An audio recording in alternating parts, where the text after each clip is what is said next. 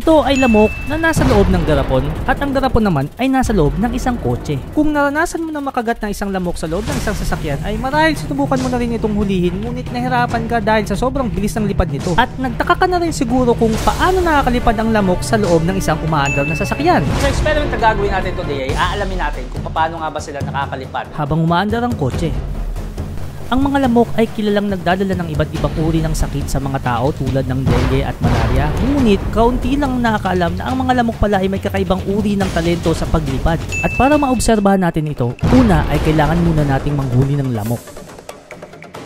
Para makita natin kung paano nga ba lumilipad yung lamok sa loob ng container ay gagamit tayo ng cellphone. Gagamitin natin yung camera niyan para makita natin ng mas malapitan kung paano nga ba ito lumilipad. Inilagay natin ang lamok sa loob ng isang garapon dahil kung hahayaan lang natin ito lumipad sa loob ng kotse ay mahihirapan tayong obserbahan ito dahil sa sobrang liit ng lamok. Sunod naman ay kakabit natin ang container sa loob ng kotse.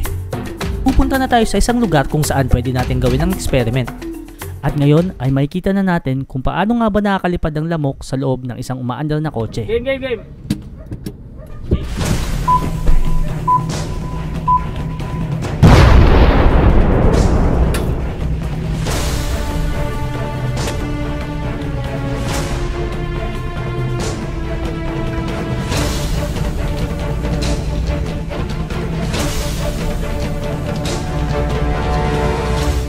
At dito, napansin ko na nga na ang lamok ay hindi lumilipad at parang nakahiga na lang at parang natutulog, kaya sinubukan kong gisingin ng ilang beses.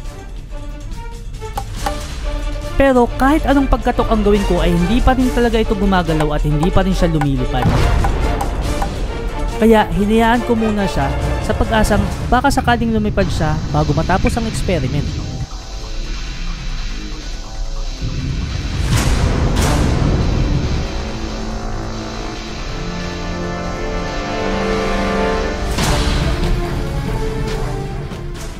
Tumatakbo na tayo kanina, umaandar na tayo. Kaso, yung lamok ayaw lumipad habang nandito siya sa loob. Hindi ko alam kung bakit. Baka napagod na siya kanina kakalipad o kaya baka nainitan. So, nagstay na lang siya. Nakadikit na lang siya dito sa isang side nitong garapon. Tapos ayaw lumipad kahit pitik-pitikin ko. Hindi naging matagumpay ang ating experiment dahil posibleng ang lamok ay naubusan na ng oxygen sa loob kaya nahirapan na itong lumipad. Hindi tulad ng ibang lumilipad na insekto na gumagamit ng tinatawag na leading edge vortex technique, kung saan habang ang hangin ay dumadaan sa pakpak ng insekto, nagkakaroon ng maliliit na ipo-ipo sa harap na bahagi ng pakpak. Ang mga maliliit na ipo-ipong ito ay lumilikha ng mababang presyo sa taas ng pakpak na nagdudulot ng paglipad ng insekto. Pakpak naman ng lamok ay pumapagaspas ng sobrang bilis sa anggulong 40 degrees. Makikita na ang lamok ay gumagamit din ng leading edge vortex technique sa harap na bahagi ng pakpak. At sa likod naman ay gumagamit ito ng trailing edge vortex technique na sumasalo sa enerhiya na naidulot ng huling pagpagaspas.